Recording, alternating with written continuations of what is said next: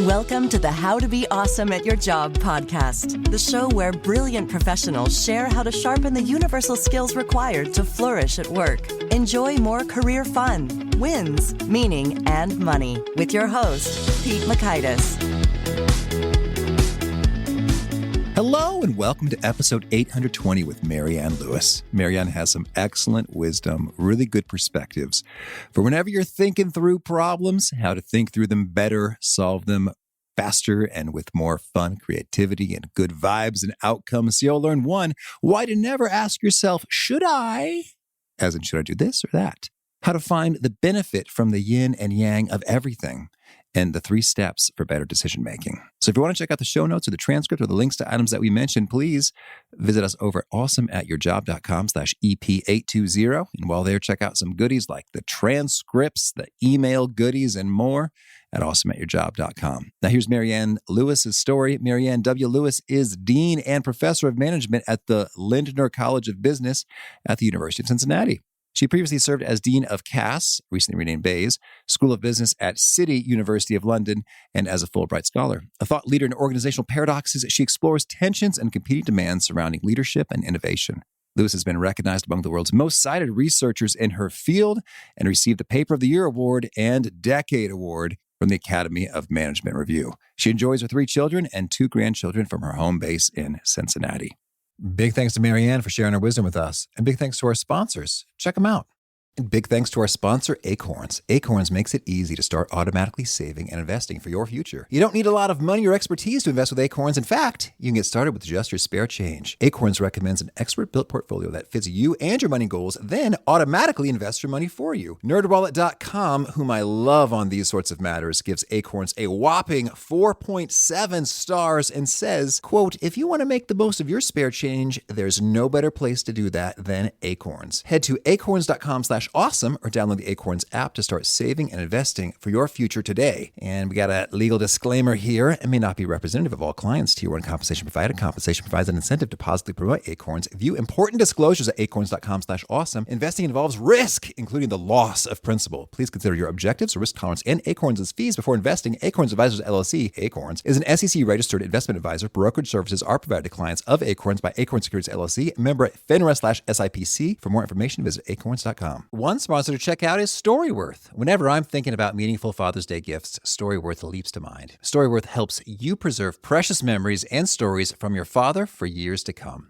Each week, Storyworth emails your loved ones a thought-provoking question that you get to help pick, such as, what's the bravest thing you've ever done? I personally love the prompt so much that I have refreshed Storyworth's questions page many times looking for more. Storyworth makes the writing process super quick and easy. All your loved one needs to do is respond to that email with a story, and then you get a quick copy of that. And after a year of this fun, Storyworth compiles your loved one's stories and photos into a beautiful keepsake hardcover book that you'll be able to share and revisit for generations to come. Families love Storyworth so much, they've got 25,000 5-star reviews on Trustpilot and have millions of stories preserved. So give all the fathers in your life a unique, heartfelt gift they'll all cherish for years. Storyworth. Right now, you can save $10 on your first purchase when you go to storyworth.com/awesome. That's storyworth.com/awesome to save $10 on your first purchase. One sponsor to check out is Harvard Business Review. This brilliant magazine, published at hbr.org, is the leading destination for smart management thinking. Fun fact, HBR has been mentioned in 108 episodes of the show.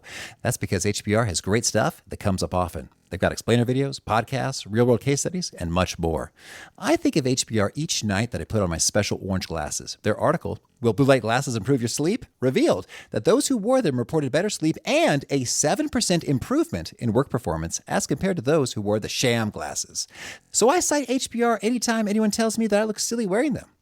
Now, much of HBR's content is available for free when you sign up at their site. Subscriptions that get you unlimited content cost $10 a month.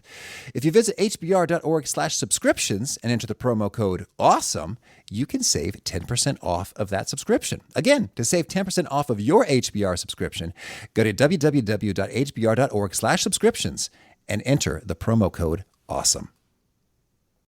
Now, here's Marianne. Marianne, welcome to How to Be Awesome at Your Job. Oh, thank you. It's a pleasure to be here. Well, I'm excited to dig into your wisdom. We're talking about both and thinking, embracing creative tensions to solve your toughest problems. I like so much of those words.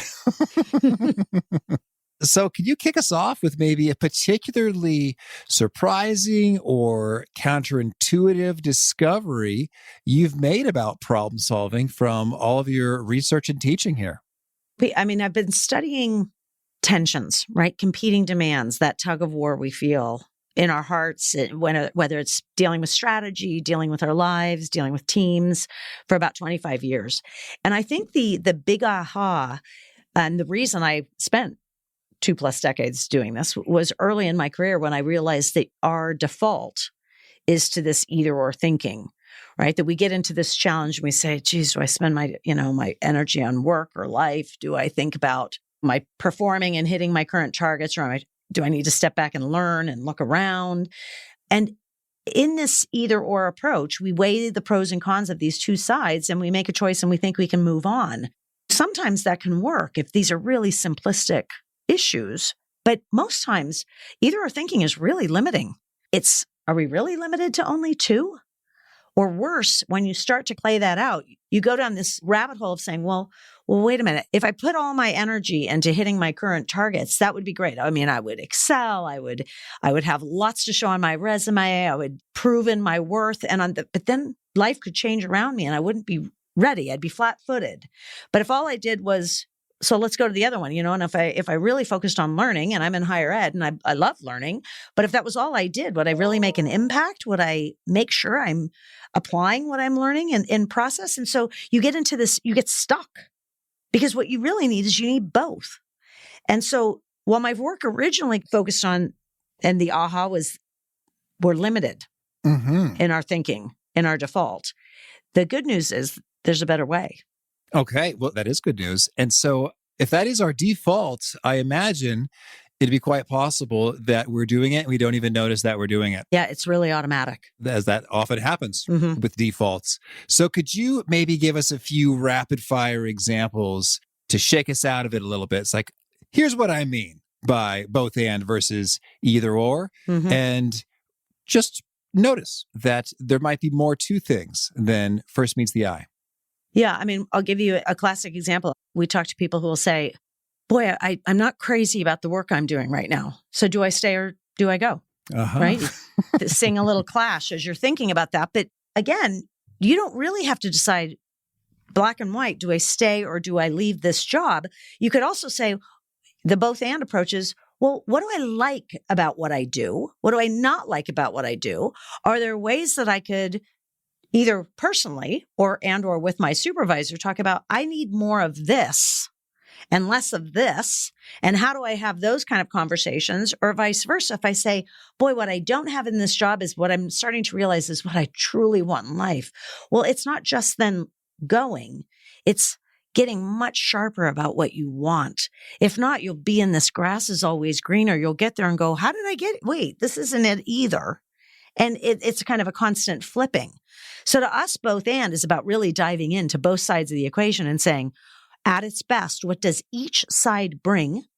And at its worst, if that was all I did, what's the problem there? Because it's through that kind of thinking you realize, okay, I could get more creative here.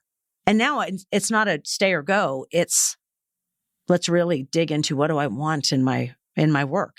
So I use that example, Pete, because I think we've had in some ways kind of a global existential crisis during the pandemic. We've got a lot of people thinking, is this really what I want to be doing? And questioning. And I sometimes questioning in too simplified a way of, do I just leave? The Great Resignation. And then you find out, we're seeing this already in research, that the Great Resignation has a lot of people not any happier in their second one because they haven't thought through that fully, what they want and what they don't want. Well, thank you. That's powerful, Marianne. And I was just about to challenge a little bit in terms of, well, ultimately, aren't you either staying or going? You could, of course, optimize and fine tune and change and have some good conversations about how to improve where you are. Although that's a subset, I would say, if we're going to nitpick about definitions of saying. But I guess what you're putting forward here is just by framing it that way, you're missing out. Yeah. Wendy Smith is my co-author in the book and longtime research colleague. We think framing is hugely important. And it starts with really both end thinking, starts with changing the kinds of questions we ask. That classic either a question starts with typically a word like do. Do I? Do I stay or go? Okay. Versus a more typical both and question starts with how. Right? How would I make the most of what I like and where I am? And what am I missing? And how would I find a new combination? Because there are lots of combinations possible. And you're right. It still could sound like stay or go. But I mean, let me give you a couple of examples because Wendy and I have worked with a variety of people who have gone through this one. It could also decide, well, maybe what I'm going to do is I'm going to stay for now and I'm going to build a 3 to 6 month plan so that leaving means a much better view of what do I really need and how do I leave in a way that doesn't leave my team in a lurch or feel like I've been disloyal. I mean, because if you unpack that stay or go challenge, you find that there are lots of other challenges within it that are going to make us lean towards one side or the other. And we're going to have to deal with those if we're going to really make a decision that has some lasting power and some creativity to it, for that matter. That's really powerful because I think we could really feel the urgency and the, tension associated with, I need to reach a decision. And ultimately, these are the only categories that we could fall into. And yet, by taking that pathway of either or, we miss out on surfacing what's really most important, what are some cool options beyond that, and then how do we get there? So I really like that notion of just check yourself if you're asking a question, do I, as opposed to how. That puts you down some different pathways. So can you expand upon those in terms of what are some either or style questions or things to be on the lookout for and their both and counterparts? Well, I'll give you an interesting version of this. Sometimes people can ask, do I focus on the financial benefits, right, of my job or the work that I'm doing, like grow the money, right, grow the profit, grow the margins, right? Or do I focus on the social responsibility, right? My impact. How do I better the world? I mean, as the dean of a business school, I can't stand that question because they should be synergistic. And we've seen amazing leaders learn how to do both, but they changed that question to how can I grow my profits through social responsibility, right? That was the question posed by Paul Pullman when he was turning around Unilever. And his goals were to double the profits while having their environmental footprint. And people said, you're crazy. That's not how it works. The bigger you are, the more damage you do. And he said, no, we touch 2 billion consumers a day at Unilever. We can't afford that. And I actually just had an exec leave my office who ran Gerber clothing for children's clothes. And he said, clothing is notorious for being unsustainable. I mean, we throw away billions of pounds, let alone tons of wasted clothing. And he said, what Unilever and Paul, who's such a both and thinker, and we study him and write him out in the book, but this leader was talking about at Gerber too, is you start to realize actually by being sustainable, you reduce waste. You're more efficient.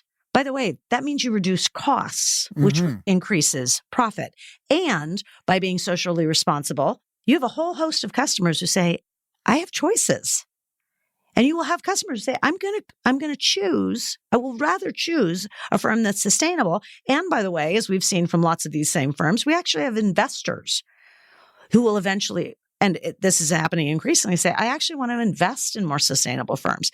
And so here, this question of, do I focus on the financial and my social responsibilities is maybe not as quickly as we'd like, but it is becoming a moot point.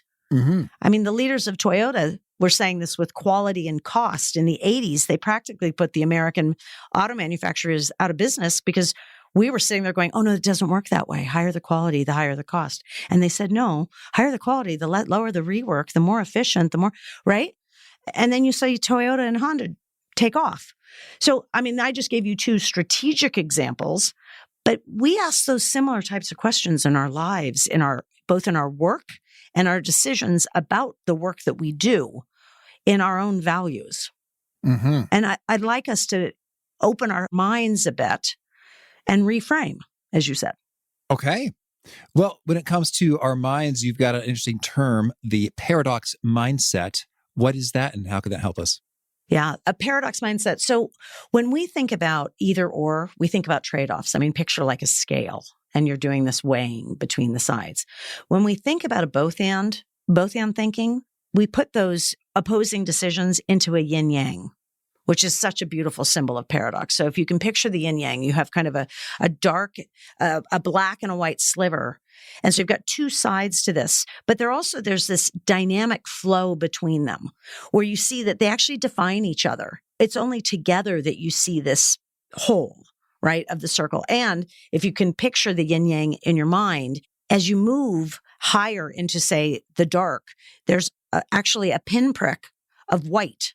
And the view is, as you get higher and higher into one side, you actually feel more pull and this ebb and flow into the other, right? This is night and day. It's love and hate. It's trust and distrust, self and other, right? I'm being more philosophical here, but those play into the way we think about challenges, right? Why is a financial responsibility and a social responsibility opposites on a scale versus yin and yang?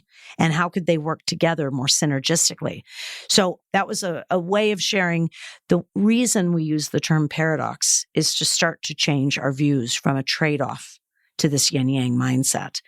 And a paradox mindset means two things. We have two dimensions, and we've measured this now over thousands of people. It's in multiple languages. We started in 3. We started in Chinese, Israeli, and then in US and American. I guess I did geography. This is where we did the study. But what we found is there are two dimensions. One is some people are more sensitized to see and feel tensions. Now, that could be because you're in a particularly stressful conflict late in time, so there are a lot of tensions around you. And it can be you're somebody like me who sees them in her sleep. I just tend to, right? I pick them out very quickly. And the more you practice paradox thinking, actually, the more sensitized you become, regardless of your work. So there's how much do you experience and see tensions? And then the other side is how much, when you see them, do you see tensions as just a problem to either ignore, work through, move quickly, or do you see them as an opportunity? That in that tension, there is this creative friction and an opportunity to learn, innovate, grow.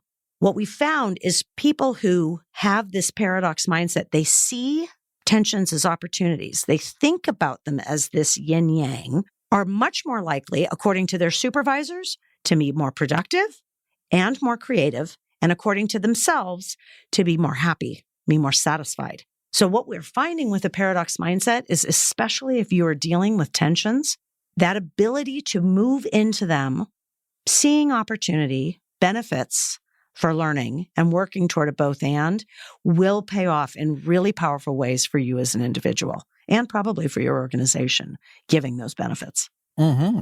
Well, could you give us several examples of individuals who they saw some tensions and then they considered them with a both and perspective or a paradox mindset and cool things emerged as a result?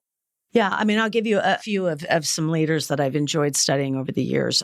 Muhtar Kent is fascinating. He was the CEO and chairman of Coca-Cola, which is an interesting example because one of the tensions we see quite a bit is global and versus local, right? Mm-hmm. And you could think about this also as centralized, decentralized, right, is another way to think about it. But Coca-Cola is actually the best known image in the world.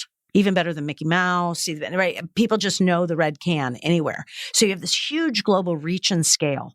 I mean, scale provides you incredible opportunities, really well coordinated impact, reach, et cetera. And you're talking about Coca-Cola. You're talking about something you drink. Tastes are as differentiated locally as imaginable. And so Coca-Cola, and particularly Muhtar, would always say, look, we have to be the best known global brand and leverage that scale and have this tremendous value appreciation tapping into those local differences as possible. We have to be both if we are truly going to be a global brand. And if you go to the Coca-Cola Museum in Atlanta, you will see they have lots of variations based on local differentiation of tastes. So even as a global brand, it also has local differences. Even it has global reach and scale of like the Walmarts, Amazons of the world, they also are really good at tapping into very local supply chains, retailers, because depending on where you're going, sometimes big boxes, let alone Amazon, they're not there. So that's just a different view of the global local. Another one I would share is a fun discussion I've had recently with Rocketbook. We wrote about it in Fast Company, but Rocketbook is dealing like everybody else with hybrid work, right? What do you do home versus away? And one of the reasons we started working on this with Fast Company and we ended up going to Rocketbook is that people might think that hybrid work is a win-win, but most often it's actually experienced as a lose-lose because you've lost the boundaries between work and home. So you go into work and you're sitting on Zoom calls, right? That doesn't exactly feel like a value to, you've just done the commute and everything else. Or you're at home and you've still got all of life and home, family, other things distracting and challenged around you. And you're feeling like you're really not at your best in either location. So talking with Jake and Joe, the co-founders of Rocketbook. Rocketbook does sustainable notebooks. They do reusable notebooks. It's a really cool technology. I highly recommend it. They said pre-pandemic, we were already hybrid. And I said, well, why? And they said, because we believe in the power of work at home or work non-office is deep work. Mm-hmm. That work that you really need solitude, focus. And they have a lot of designers and engineers. And they said, we want them to have that opportunity to be at their best selves. And on the other hand, we knew, and we still believe this wholly, that the best creativity will always happen around a table with a whiteboard, all these, and that takes in the office. And so because they had already believed in the power of hybrid work, they came out of COVID really strong because they kind of perfected why you come in, when you come in, how you come in, and when you work at home. And they learned this creative way to be both and to think about those synergies in ways that made people keep the differences, value separation. They use lots of cool ways to use technologies that we all use, like Outlook and other platforms, to respect people's deep work time. And while they're at home, also have times that you say, now I'm going grocery shopping, or they really got creative in how they used both. But I think that's a very different way than a lot of firms saying, is it 3 days or 2 days? Or is it, right? There's a very basic approach to hybrid that isn't how are you deeply making the most of the time together and the time apart. So I would note those two because I love both options. And I think we live them in our lives, not just at an organizational level. Intriguing. So the Rocketbook parameters then for whether you work from home or from the office on a given day is not just blanket 2 days, 3 days, Mondays, Tuesdays, Wednesdays. No. But rather what is the nature of what you're working on? And then please freely come into the office so we can do that better, or stay at home so you can do that better. Mm-hmm. Yeah. And the other way I would say that, Pete, is we talk about in the book, one of the key assumptions to moving to a both and mindset is moving from thinking about your resources as scarce to abundant. And an abundant mindset matters. And so it was interesting talking to the folks at Rocketbook because time is a classic resource. And so you could say, well, yeah, but there are only 24 hours in the day or 8 days in the work, 8 hours in the workday, whatever. And what Jake and Joe would say is, yeah, but every hour isn't created equally. Right. If you tell me, like I'm a morning person, I like it super early. Okay, then I'm going to work from 5 until 10 is going to be my deep work time. I don't want to be bothered from 5 till 10, but I want you to know I'm on it. And by the way, I'm then going to take a break because I'm going to be really low. And then I'm going to come in for a few hours. And right, so they figured out ways to make that. And then at the same time, they have people who are super late night owls, and they'll even have office times at 11 o'clock. But my point with the abundance mindset is it's not that they're using more time or less time. They're using time better. And they're using it in a way, to your point about, yes, it's the home versus work, but it's also time that they're playing with to say, what is the kind of work you're trying to do? When are you at your best? Versus when do we get people together, whether it's on Zoom or in the office? It's a more nuanced approach than is it 3 days or 2 days? And is it, by the way, is it 8 to 5? Yeah. And I like that. I think that really is empowering to people. That's cool. That's cool. Well, tell me, Marianne, anything else you want to make sure to mention? Any top do's or don'ts about both and thinking or embracing creative tensions we should cover before we hear about some of your favorite things? I think I would just, as a key takeaway, and, obviously you can go dive deeper in the book. We talk about 3 key steps. I mean, you need to change the question you asked from this either or to an and. How do I accommodate my competing demands? The second piece is, instead of just weighing the pros and cons, we say you need to separate and connect. You need to pull apart that yin yang, think about really what you value on both sides, and then think about how you're going to hold it together with a higher vision and some key guides. And then the third piece is you start to change the way you think about your solutions. Because again, with either or, the end result is a single choice. But with a paradox, when you're dealing with these kind of tensions, they don't really go away. I might decide today between work and home, but I'll have to decide again tomorrow, right? Or I may decide between, am I really going to focus on current targets or learning for the future? But I'll have to make that decision again. So we think about one of the most key decision-making modes that we see of people who are really good at both and thinking is think about it as tightrope walking. You're continuing to move forward, but you're making these kind of micro decisions on an ongoing basis between challenges, between work or home, between social and financial, between learning and performing, between self and other, right? Where your focus is. But you don't let yourself lean so far to one side that you fall, because that's really hard to get back up. And it takes some intention to know that you are holding them together. You need both elements and you're moving forward. So I do think that's key to think about, 3 steps in some ways. All right. Thank you. Well, now could you share with us a favorite quote, something you find inspiring? A quote that Wendy and I often return to was by Paul Watzlawick and his colleagues at Stanford. They're psychologists. And the quote is, "The problem is not the problem. The problem is the way we think about the problem." All right. And to me, that's key to this decision-making is actually the way we've thought about the problem has limited our solutions. Okay. And could you share a favorite study or experiment or bit of research? I think my favorite study was by Rothenberg. It was in 1979, I think. And Rothenberg was studying creative geniuses. He was studying Picasso, Mozart, Einstein, Virginia Woolf, and he was reading all their journals and different things. And his finding was that the genius of these creative individuals came from valuing tensions, seeing them as opportunities. Picasso seeing light and dark, Einstein seeing things in movement and in rest. Virginia Woolf, it was life and death. Mozart was harmony and discord. He called it Janusian thinking. That was Rothenberg's kind of finding. Janus was this two-faced God looking in 2 directions simultaneously.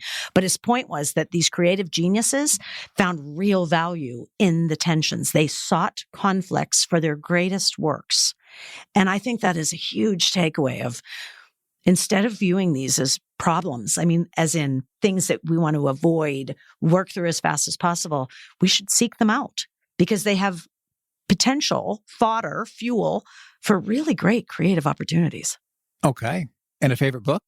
I think my favorite book is probably The Tao of Physics by Frank Capra. This is just a fascinating book. It goes back to Einstein. I really think Einstein and all the individuals that developed quantum physics were in this paradox mindset in a way that was really cool. But the Tao of Physics basically talked about how they turned to Taoism and insights from the yin yang, an ancient philosophy, because they were literally thinking, I'm going to go crazy because I don't understand how something can be a particle and a wave. Which one is it? How can something be in motion or at rest? It was just one of those books. I kind of like a book that makes my head hurt sometimes because it's really straining. And at the same time, it's kind of beautiful. And you realize, well, yeah, it was rocket science. It was quantum physics. They went to some very simple, powerful philosophy to get through it, keep themselves sane, but also get to a solution that was really remarkable with quantum physics. All right. And a favorite tool, something you use to be awesome at your job? Probably my favorite tool is the polarity map by Barry Johnson. It's this really cool, simple approach to when you have a tension, a conflict, a competing demands. You put it on this 2x2 grid, and you put on the one side, you put the highs and lows of that side. Like, say, I love a leadership. I'm a leader and I love to be innovative, but I also like to be really disciplined. Well, at your best, what does your innovative self look like? At its worst, if that's all you did, like you're really risky and everything, right? And then at the same time, you do at my disciplined best and at my disciplined worst, I'm a real pain, right? And the point of the Barry's polarity map is, how do you stay in the top two quadrants, right? How do you let the tightrope walking? You're probably not disciplined and innovative at the same time, but you're iterating between the two. And how do you avoid going down into the depths of the negative? But I love the polarity map. It's just a great tool. Mm-hmm. And a favorite habit? I'm not always good at this, but I think meditation is a really powerful habit, because I think our minds can get in our way. And meditation is just a powerful practice to clear out the mess and have some calm, so that we might not jump so automatically to a place that isn't always in our best interest, and listen to the voices that might be taking us the wrong direction in our heads. Okay. And is there a key nugget you share that really seems to connect and resonate with folks? They quote it back to you often?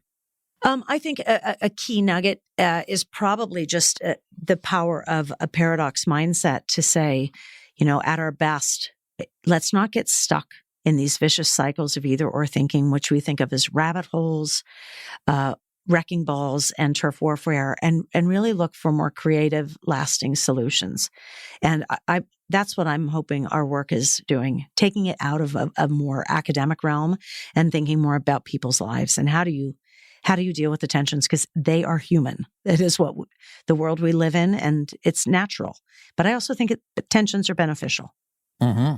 And if folks want to learn more or get in touch, where would you point them? I'd point them to bothandthinking.net.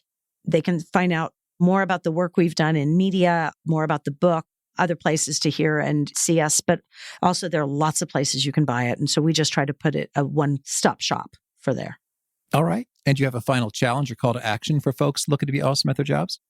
Boy, I mean, I think this is a challenging time. I think a lot of people are stepping back and saying, what do I want?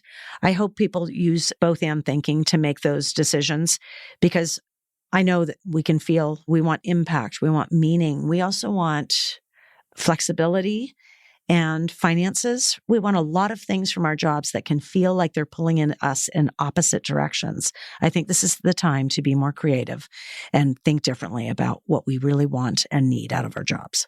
All right. Thank you, Marianne. I wish you much luck and cool results from both and thinking. Thank you. I wish you all the best, Pete. Thank you for this podcast.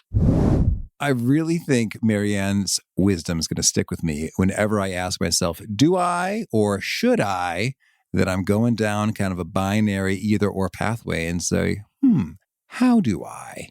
Cool things opening up in terms of more options, which could be even better than the upfront binary framing I was giving that I didn't even realize I was given. Good stuff from Marianne. Again, the show notes, the transcript, and the links to items that we've referenced are over at awesomeatyourjob.com/EP820. Hope to catch you next time, and peace. Thanks for listening. To get the most out of the show, we recommend 2 key things. First, check out the extra resources at awesomeatyourjob.com. You can find this episode's transcript and links, as well as the perfect episode for your situation. You can search the full text transcripts of hundreds of episodes or explore episodes tagged by topic and competency covered. Second, subscribe to the podcast and get future episodes automatically. You can subscribe by telling Siri and several other smartphones and speakers, subscribe to the How to Be Awesome at Your Job podcast, or by tapping subscribe in your podcast player of choice. If you'd like some extra help figuring out podcasts and how subscriptions work, visit awesomeatyourjob.com/subscribe for guidance. Hope to catch you on the next episode of How to Be Awesome at Your Job.